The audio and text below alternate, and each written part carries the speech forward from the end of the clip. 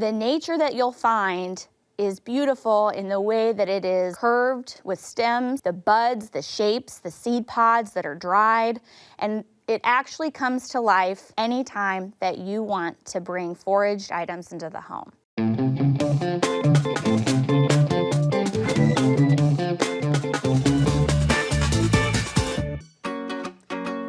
My name is Katie Adams, and I own Stewart Flowers and Gifts in Stewart, Iowa. Foraging has been part of my story since I took an interest in flea markets. I would see a container or get an idea from something, and then I could see and visualize what could go into that. When we think about foraging, we might think back to the American colonies right away when they were foraging. There's a lot of foraging of food. They were inspired by what was going on with flowers. It became more of an art form. And so then to see the different wildflowers and wild grasses over here, that led to continuing the art form of design. So if you want to think back to the early start of here in the United States, that's a wonderful way to celebrate that time period by going out, finding what you can in Iowa and putting it in a container. I encourage you to start taking walks outside, seeing trees differently, seeing flowers differently. Take what you need and leave the rest for others to enjoy. Foraging can be done in Iowa year-round despite the temperatures. Always make sure that you have permission. You will want to have some forage tools with you at all times. Gloves not only protect you from thorns or something intrusive, but also potential allergy reactions. Snips, you'll want a great pair of snips, and you'll want to keep these clean, and you'll want to keep them sharp. And it's a craft in itself to have a great pair of snips. Then you'll want to think about the vessel that you're using. Think about different vessels that you have in your home that you can use. You can also go and forage for those as well. They can hang above you, on your wall, or on the table.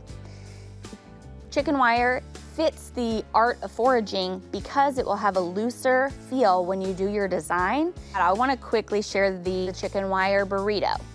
And this is where you'll cut to the size based on your vessel. You'll roll, and you'll start using the cut pieces to fold in and secure the roll that you've just done. And you'll want to fold in your edges rather deeply, like an inch or so, and then you'll place it in. You want to start with greens, and then you also want to have different flowers that have different focal points. Larger flowers, smaller flowers that are fill-in, a filler like a grass. And so right now, with what we're able to forage, I went with good old cedar, but these blueberries on the cedar are absolutely gorgeous. There's already water in here, chicken wire in here, and you will not want any greens in and below your water line. I like to arrange, and hope you do too, and encourage you to do this, with the idea that you're hosting people around your table. They're gathering, and everyone gets a great view all the way around. I want to create a little bit more cedar heaviness here because I'll plan to be heavier with other items on this side. And my goal is that will give us balance. Balance does not have to mean symmetry, and especially in foraging, where you're working with the natural elements. This pepper probably gives a little bit of a wild vibe to the arrangement, but I can't resist including a fruit or vegetable in an arrangement. Because I went heavy with the cedar here, I am putting the pepper on this side. Opposed to approaching a vessel and seeing several stems, you want to fill in this space. But this vessel I intentionally chose because when your stems are longer and you're working with different flowers that have had a lot of growing time, this vessel is wide at the bottom, more narrow at the top, and allows for that collection, that internal stem grid inside to really come together to a point and stay without too much fluctuation.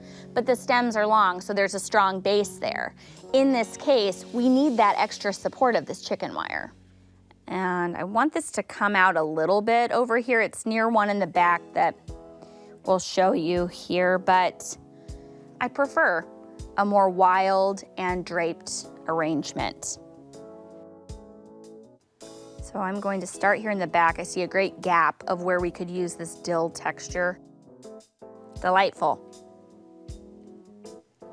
I have been saving this little spot for this little flower.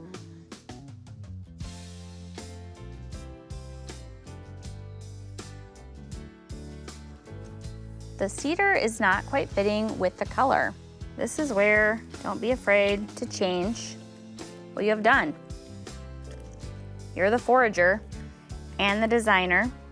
We definitely want some height. I want to decide how to do it. The yucca offers a fresh green, so I'll be sticking these in before we get too far, and then I'll work around. All right, this might look like bunny ears, but I'm intentionally doing very different heights so that we don't run into that, because that's what we're not going for. This green of the cedar is a fresh pop as well. So it ties in here as a great texture and brings that back a little bit from how we started. When I was foraging yesterday, I found this fun, it looks like the top of a coneflower, and I just think it will add a really fun pop. Kind of wild, pretty springy, smells great, and that's what we're going with. As the seasons change, so will your foraging adventures and experience. I encourage you to grab your gloves, snips, and buckets, go out, explore the great outdoors, meet new friends and neighbors, ask for permission, see what you can come up with, and enjoy your foraging experience.